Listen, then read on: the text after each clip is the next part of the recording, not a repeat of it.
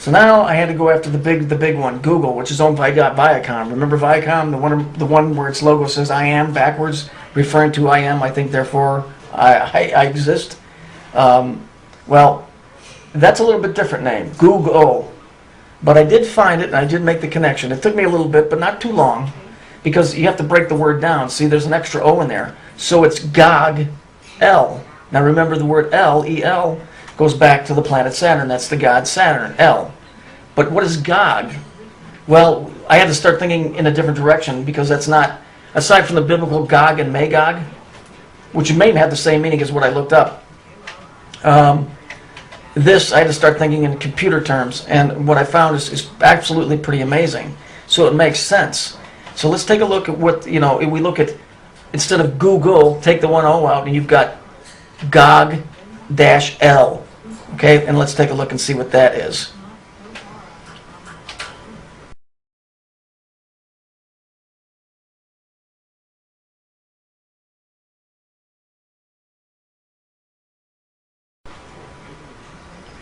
Here we see the all-seeing eye, which is the South Pole of Saturn. Eyes Gog, global occultic government. Now, isn't that interesting? And then he uses the New World Order within that. So this is Gog, and then you got L. So you got Gog L. Okay, and what do they use? They use the exact same color scheme: red, yellow, blue, green. It's the same thing. It's a time cube. It's from the North Pole of Saturn. It is Saturn. It's a numerical entity.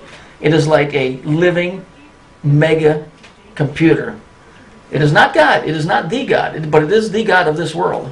The real creator sits far, far above him. But you'll see when you'll see this logo, you'll understand. So let's take a look. And I'll just do a breakdown of the word again real quick, and then you can take a look.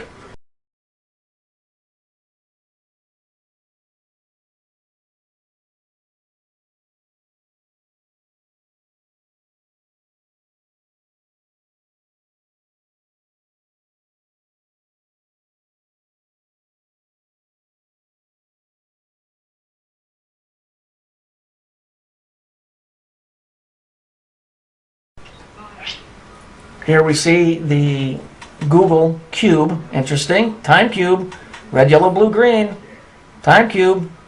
This is a computer, folks. And in the middle is G. Some would like to say that means God. It doesn't. It means geometry.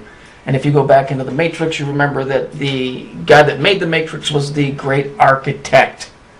And what do architects do? They use lines.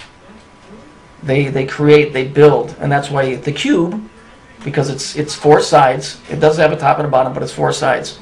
So it's perfect geometrically.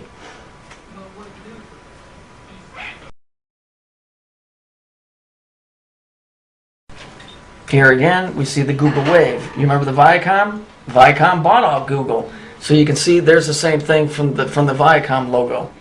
It's this exact same thing, folks. Nothing changes here. It's always the same. But it always goes back to the same. It originates from the same place. It's what runs this world. It makes up the reality that you live in. There's no way to get around this. It doesn't change my beliefs in who Jesus was, but it does open my eyes to the fact that there are people that know this, and they've been playing us for years.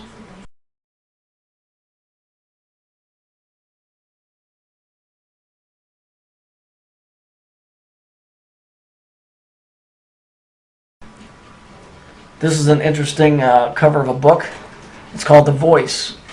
And it, to me, it gives an example of what this thing might look like. Interestingly enough, if you remember the movie The Fantastic Four, do you remember the Silver Surfer? You remember he came down because he came before the Destroyer, and he was silver? If there's one part of that movie, if you go back to it, I can't find it to download it. He says the Destroyer is coming, and he represents the Destroyer. Well, they immediately, at that scene, they flash to Saturn, and then they flash away from it. So I'm sure this is what is in reference to this. And if you look at the writing underneath The Voice, it alludes to it being some type of a god.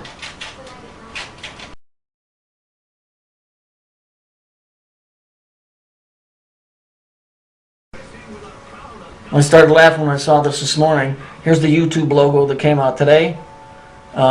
Interesting.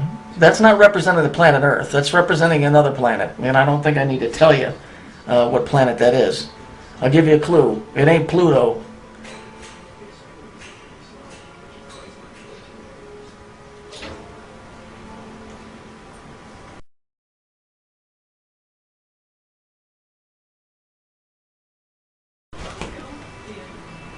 This is the Skype logo. Many of you use it to talk to your friends, business, whatever, but you never really stop to pay attention, look at it.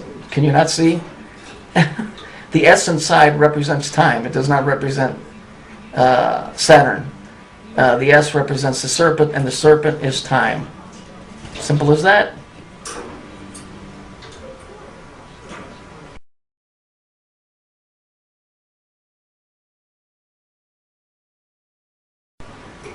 And last but not least, I figured I'd draw a diagram so that you understand how I think this thing works. I think that the planet Saturn is the main computer. The sun, which is photon energy, powers the computer. It sends the information down to the moon. The moon is the communications interface module.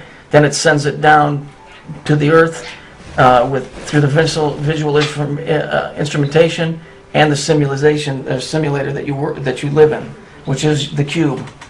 That is how I think this thing works. Now, if I'm wrong, oh well, but I still think it looks pretty cool anyway for a guy that cuts trees. So I really think with the information that I have, with the browsers and all of the other stuff and all of the study that I've done, I really do think this is just a real big-ass machine. And that there really truly isn't a creator that's above that. But he's on the outside of the box and we're on the inside. But there is the Son of God. He did come down here. Jesus did come into the machine as a human, and he beat the machine in its own game. And that's why the machine couldn't hold him like it holds you, because Jesus was timeless. Saturn is time. He's finite. Jesus was infinite. And that's why, but as long as you're here in the flesh, you will be locked into the third dimension, which is ruled by Saturn. So that's it for this bit of information that I have. I hope it gives you some insight to just how bizarre that this is. But I have another bit coming up in a couple of days. Thanks for watching. Once again, I'm not biased either way. People do what they're going to do. I can't stop it. I'm not trying to change anybody's mind. Just I want you to open your eyes and see around and look around, and you might surprise yourself.